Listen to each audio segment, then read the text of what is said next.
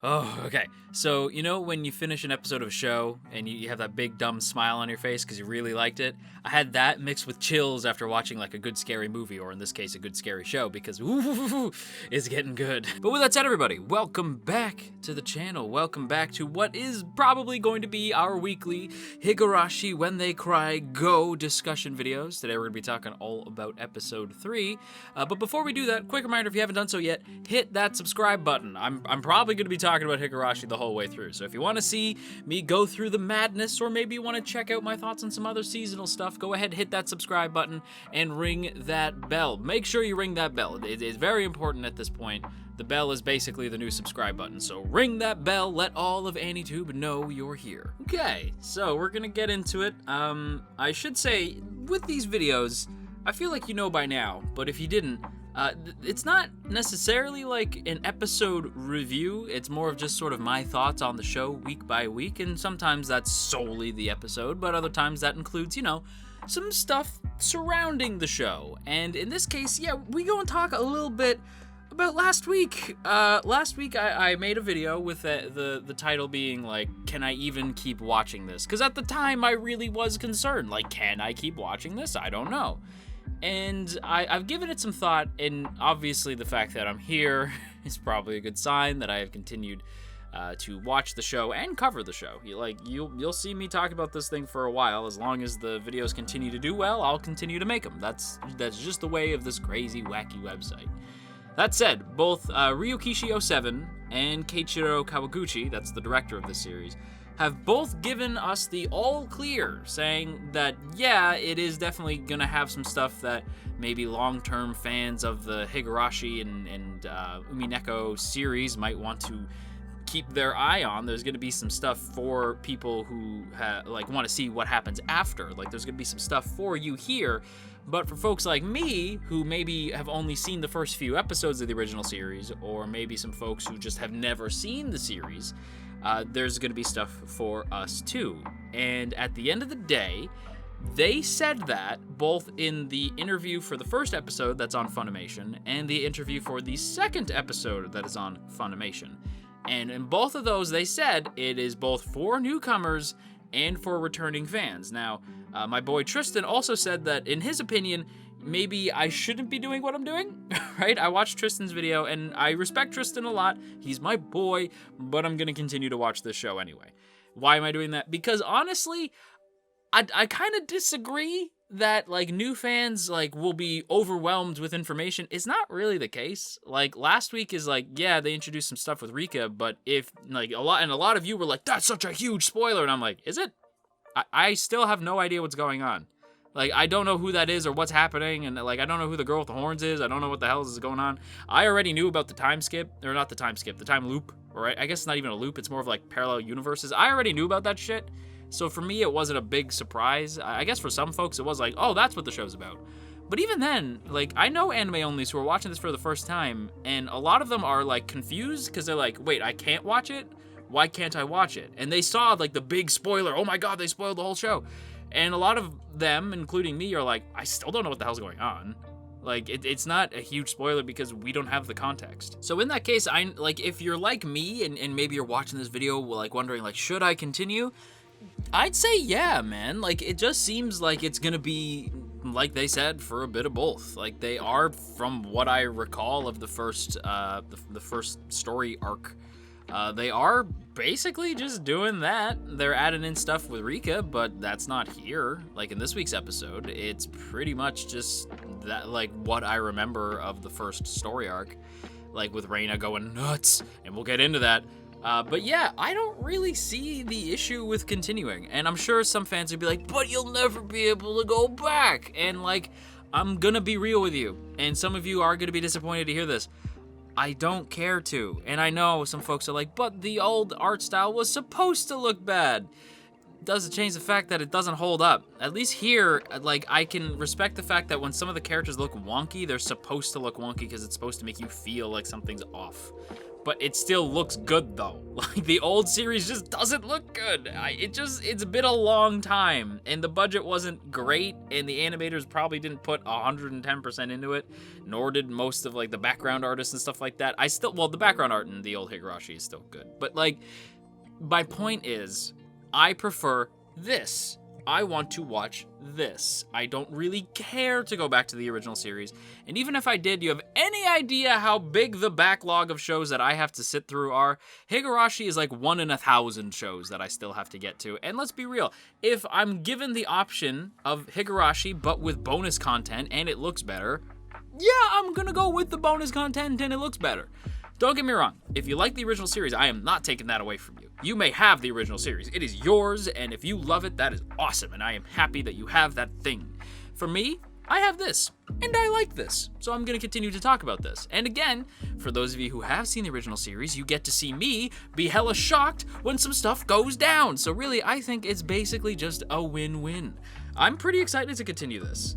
Like, legitimately. And hey, if it does fail as a standalone, if I get overwhelmed and hella confused, then, well, first of all, a lot of you guys were confused when you saw the original series, from what I gather. It's not until you get the Answers arc, and yeah, I know all about that stuff.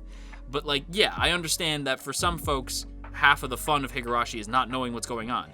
But trust me, a lot of us who are watching this series first still don't know what the hell is going on. So we still are feeling the same way you felt when you saw the original. It's just, there's some added context now. There's some added, like, bits of information for people who have seen the whole thing. For us, still don't know what the hell's going on. So I think it's just, I honestly think I am going to continue watching this because I feel like it's just a more fun way to watch Higurashi. It has the added content. It has better visuals. It has just better sound design, better acting, better everything. Not to knock the original actors, because the original actors are still here. It's the same crew from Higurashi. I just think that time has given them time to improve. I think everything about this series just stands up better from what I remember of the original Higurashi. And remember, if you didn't know, I've seen the first arc of the original Higurashi, but I never went back to it for whatever reason. Not that I didn't like it, I think I got caught up in, life stuff, so I never went back, but I remember thinking it was pretty good. This already is better than what I remember it being. And for some people, that's going to be upsetting to hear. For others, it's going to be like, hell yeah. I'm in the hell yeah camp. I'm enjoying this show a hell of a lot, and I'm excited to see where things go. And as I said, I honestly do think that I kind of dig the fact that they added the Rika stuff in, because now I'm like, oh, what's going on with Rika? You know what I mean? I would have never paid attention to Rika otherwise. So now I have my eyes on Rika like, oh, this is going to be cool. What's going on with Rika? And for some people, they don't want that. For me, I do want that. I want to have little ideas like, hey, you may want to watch that character. Or, hey, something's up with that character. It's like, ooh, okay, I want to watch them more closely, I think that's fun. And for some people, they may not like that. For me, I dig that. And besides, as I said, from what I remember, they basically go more remake than sequel this week. And again, I have a feeling they're gonna keep doing that. Even the week prior, it was still mostly from what I recall, right? Like, mostly the story's still following the path. It's just now there's this weird thing going on with Rika. So again, I'm leaning more towards being kind of hyped for it. And again, this week really felt more like remake than sequel, and I mean that in a good way. I was like, oh shit, the instant I saw Oishi, the instant he showed up, I was like, oh god, it's Oishi-san. Oishi, without spoiling too much, basically sort of marks like the beginning of the end of this particular story arc. So when I saw him, I'm like, oh man, and yeah, we're making pace with the original. That adds up, like, oh crap. And Oishi in particular pretty much remains the same. I mentioned that Tomitake looks different in this go-round, whereas Oishi looks pretty much the same. For a quick character design time, as we tend to do in these parts, let's talk a little bit about the man's design.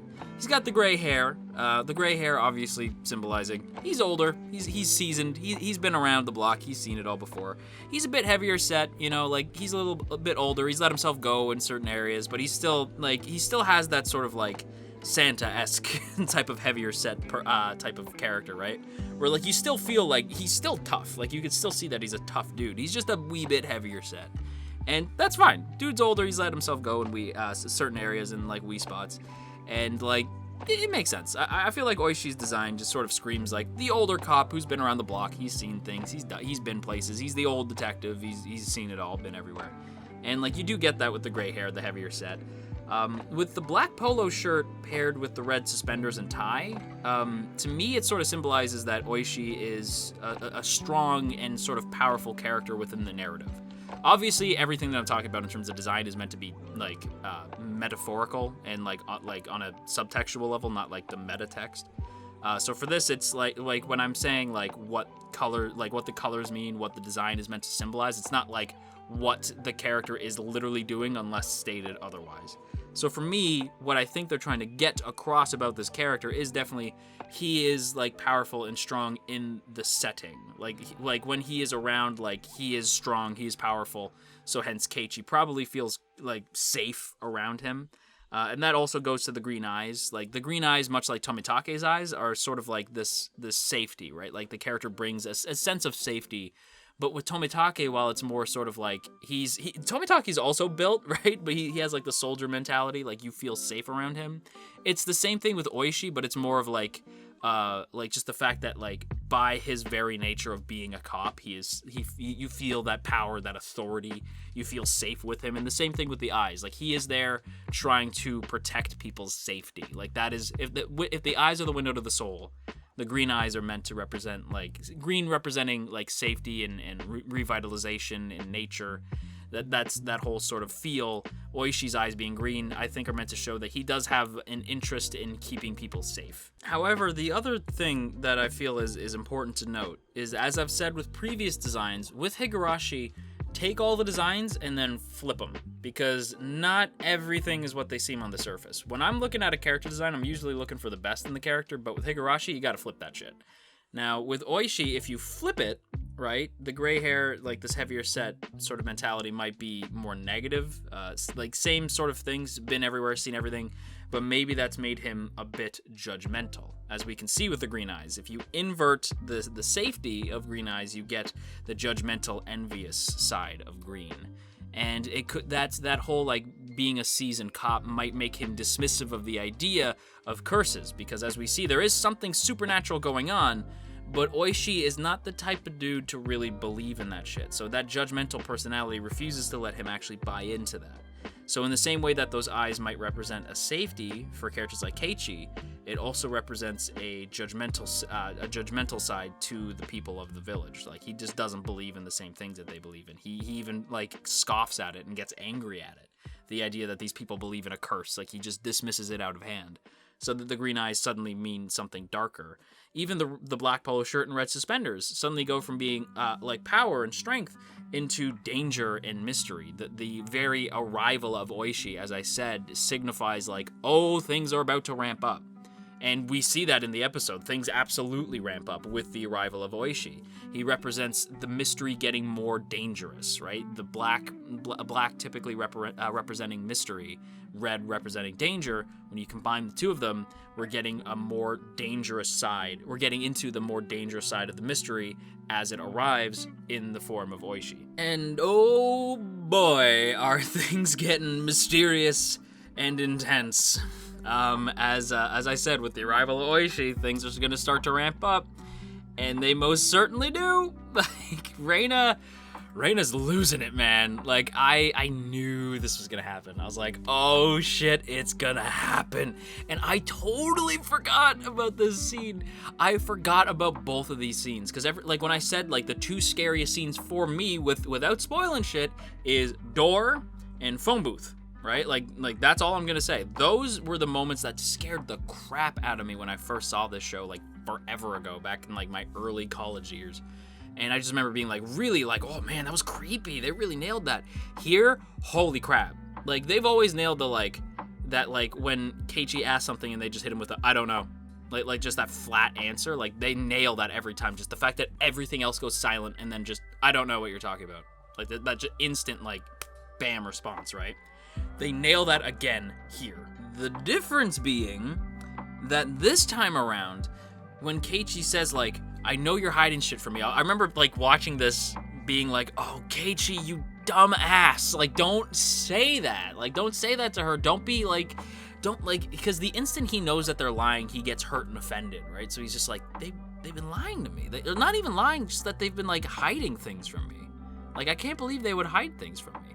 So he says, like, I know you're hiding things from me to Rena, right? And when Rena gets pissed, I remember, like, going, like, oh, like, it was one of those things. And I don't know if you guys do this, but you know when, like, something happens in, like, a scary show or movie and you do, like, the leg thing? Like, does anybody else, I'm doing it right now, does anybody else, like, pull the legs up? You're like, oh, like, I want to have my legs in front of me. I just don't want, I suddenly sit like L from Death Note when things get too spooky. I do this with scary video games, scary movies, scary shows. I need to see my feet. Like, I need to see my feet. Not because my feet somehow represent safety for me, but you know what it is? Like, I think I get scared that something's gonna reach out and grab my leg or something. So I have to, like, pull my legs up when things get real scary. And the legs were pulled all the way up, my friends. I grabbed my legs. I whisked them up to my face. Like literally my knees were my chin was resting on my knees watching, like, the second half of this episode because I'd be hella scared.